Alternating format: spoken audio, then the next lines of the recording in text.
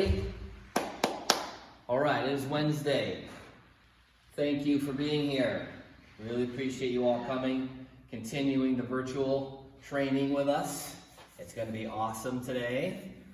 Okay, here's Barrett. He's going to show you part A. Super simple. It is 3 exercises. You are on for 50 seconds. 50 seconds. Okay, so you get as many reps in 50 seconds as you can.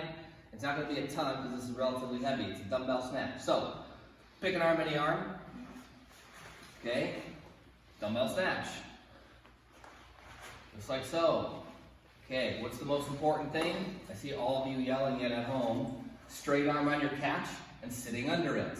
Then down and repeat. Okay, it's not this. That he did even catch it with a straight arm, but he's used to that. He can't do it otherwise. Okay, some of us are like this. Our arm is in front, and then we come down. Catch, catch, catch, and stick. Catch and stick. I'll give up a rep or two for the catch and stick at the top.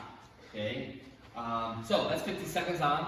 It's only 15 seconds off. Then switch sides. Okay, then you do that on the left side for 50 seconds, 50 seconds.